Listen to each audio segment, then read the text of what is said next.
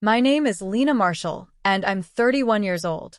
If someone had told me 5 years ago that I'd one day hold the keys to my very own apartment in downtown Chicago, I might have laughed. Not because I didn't dream of it, I did, but because dreams like that always felt just a little out of reach for someone like me. I've always been the practical one in my family, the planner, the saver. While others were splurging on vacations or new clothes, I was clipping coupons, skipping dinners out, and funneling every extra dollar into my savings. And finally, after years of budgeting, cutting corners, and living in a cramped rental above a noisy bakery, I did it. I bought my own place, a modest two-bedroom condo in a quiet neighborhood, just far enough from the city buzz, but close enough to feel connected. The final purchase price? $300,000. Every penny mattered, from my carefully negotiated mortgage rate to the down payment I'd scraped together piece by piece. When I stood in the middle of that empty living room for the first time, my voice echoing off the freshly painted walls, I felt something I hadn't felt in a long time. Pride. Real, honest, gut-deep pride. It wasn't flashy. The countertops were granite, but not top of the line. The appliances were standard, but it was mine. Every square inch had been earned. I remember running my hand across the kitchen counter, smiling like a child who'd found hidden treasure. I could already picture the quiet mornings with coffee by the window, the books I'd read curled up in the corner, the calm. I knew managing the mortgage would be tight, but I'd done the math. I had spreadsheets, charts, plans. That's who I am. And to celebrate this huge milestone, I decided to do something small but meaningful, a housewarming party. Just a few close friends. No big fuss. People who had cheered me on along the way. And even though I didn't expect much, I sent invites to my mom and younger sister Amber, too. I should have known better. The day of the housewarming party felt surreal. I woke up early, buzzing with nervous energy. I didn't have much furniture yet, just a second-hand couch, a small dining table, and some folding chairs, but I wasn't trying to impress anyone. I just wanted to share the joy of this milestone with people who mattered. Jenna from accounting was the first to arrive. She stepped inside with a cheerful grin and handed me a bottle of red wine. "Lena, this place is gorgeous. Look at you, homeowner," she said, giving me a quick hug. One by one, the rest trickled in. Carter, one of my oldest friends from high school, brought a hanging plant and a terrible joke. Brooke arrived with a fancy-looking dessert. She didn't even try to pretend she made herself. Marcus from work came in carrying a cheese platter that looked like it belonged in a magazine. The apartment slowly filled with laughter, light music, and warm conversations. It felt like a real home for the first time. I stood in the doorway of my tiny kitchen, watching the people I had chosen to surround myself with, people who celebrated my victories, no matter how small. It wasn't about the wine or the food or the furniture. It was about being seen. And for once, I felt seen. Carter raised a toast at one point, his glass of sparkling cider raised high. "To Lena," he said. "Proof that discipline, spreadsheets, and quiet strength can build more than just dreams. They can build a damn good life." Everyone cheered. And just like that, my throat tightened. I blinked fast, trying not to let the tears fall. I was proud, grateful, but a piece of me still ached. Because two people who should have been there weren't. My mother, Gloria, had texted that morning saying she was too swamped with work to come. My younger sister, Amber, she didn't even bother to respond. It shouldn't have surprised me. Amber had always been the wild one, the one who bounced from boyfriend to boyfriend, apartment to apartment, job to job. And Mom? Well, she had always made excuses for her. "She's just finding herself," she'd say. But deep down, I always knew the truth. Amber was her favorite. Still, even with their absence, that night was everything I'd hoped for. Laughter echoed through my new walls. Stories were shared. I even allowed myself to believe that this new chapter would be one of peace, finally. But peace doesn't last long when certain people are involved. And 3 weeks later, the doorbell rang, and chaos stepped right through the door. It was a quiet Sunday afternoon. I was in my favorite old sweatpants, hair tied up, scrubbing the stove because, well, that's just how I unwind. The place still smelled faintly like the lavender candle I had burned the night before. Everything was calm, still mine. Then the doorbell rang. I wasn't expecting anyone. When I opened the door, my heart sank.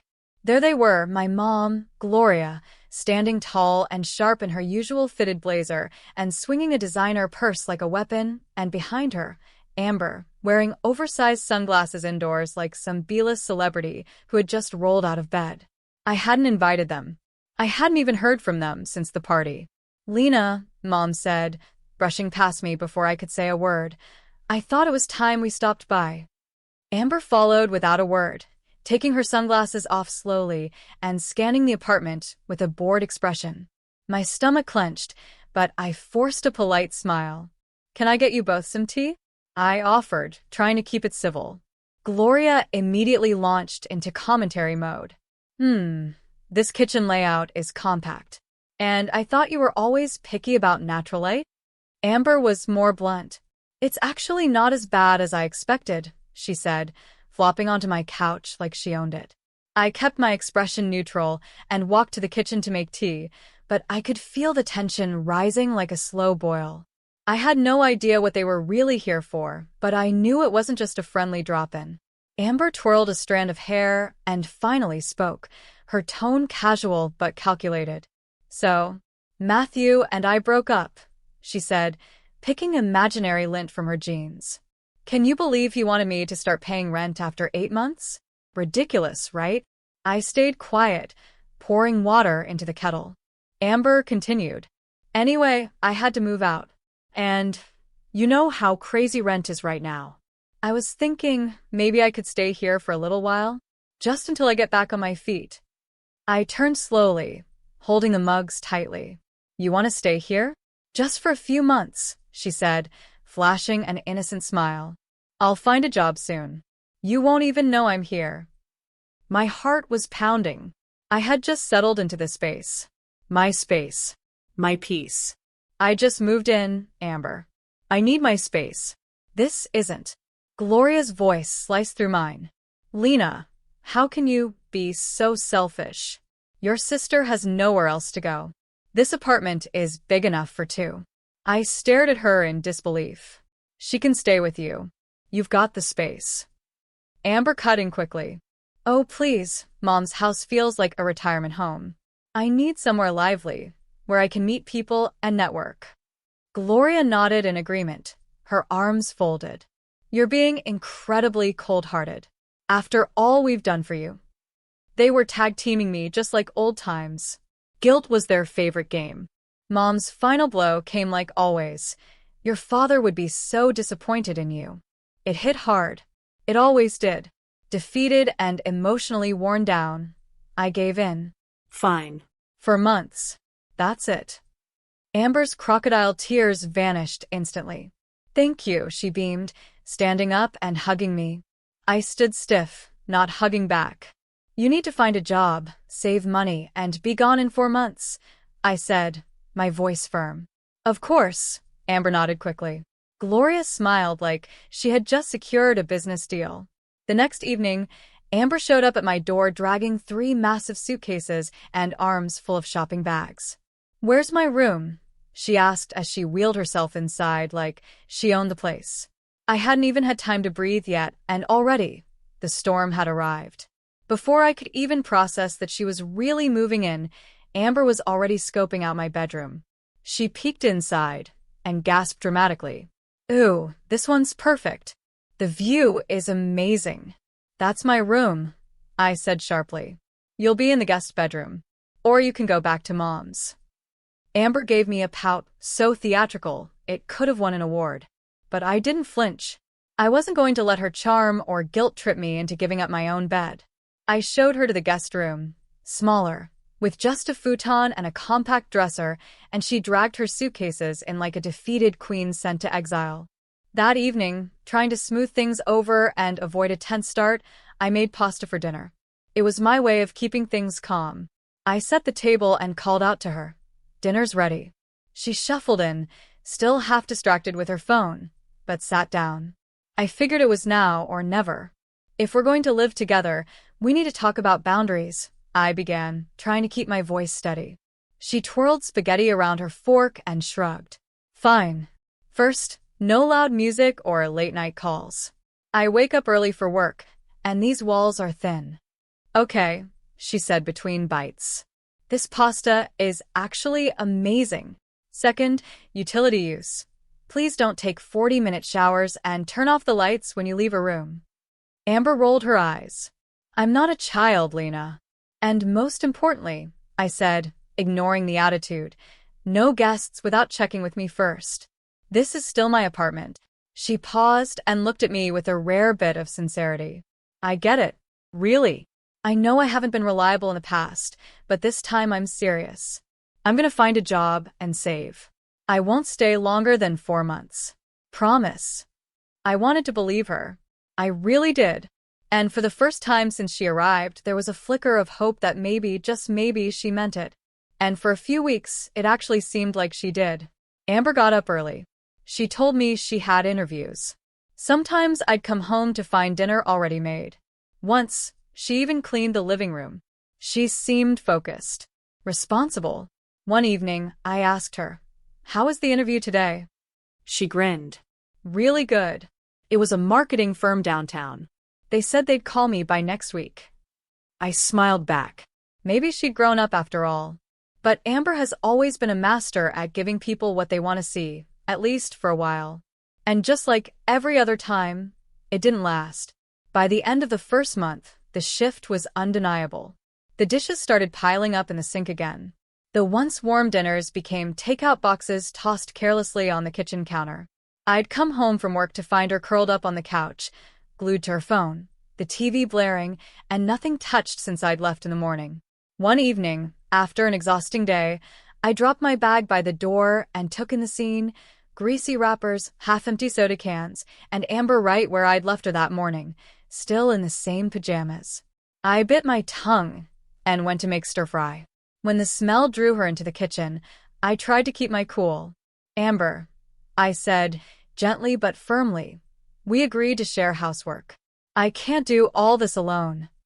She flopped into a chair, sighing.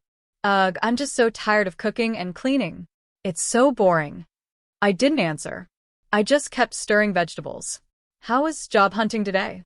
I asked cautiously, hoping for a shred of good news. She shrugged mid-bite. Went to one interview. They wanted like 6 years of experience for an entry-level job. Can you believe that? Did you apply anyway? No way, she scoffed. I'm not wasting time on companies with impossible standards. My hopes sank. In the following weeks, it only got worse. Her phone conversations echoed through the walls, loud, dramatic, sometimes profane. My neighbors even complained once. I overheard her on a call saying, "Yeah, I'm still stuck in my sister's place. She's like, obsessively rigid. Totally no fun." And then came the night I'll never forget. It was 4:05 a.m. when a jangle of keys and drunken giggling jolted me awake. The hallway light flicked on. I pulled on my robe and stepped out groggy, furious, and found Amber, reeking of booze and perfume, barely standing. But she wasn't alone. With her was a tall guy in a leather jacket, sunglasses still on despite it being pitch dark outside. He had that smug, slick look I'd seen on her exes before, the kind that screamed trouble. "Oh, hey, Lena," she slurred, grinning. "This is Jordan. Isn't he hot?" I stared, stunned. Jordan gave me a lazy once-over, then turned back to Amber and started kissing her neck right there in the hallway. "Amber," I snapped. "What is he doing here?" She laughed. "He's staying with us. His roommate kicked him out." Can you believe it? I felt cold, angry, violated. Absolutely not. Jordan rolled his eyes. "Don't be such a buzzkill. Your sister said it wouldn't be a problem." Amber giggled and leaned into him again.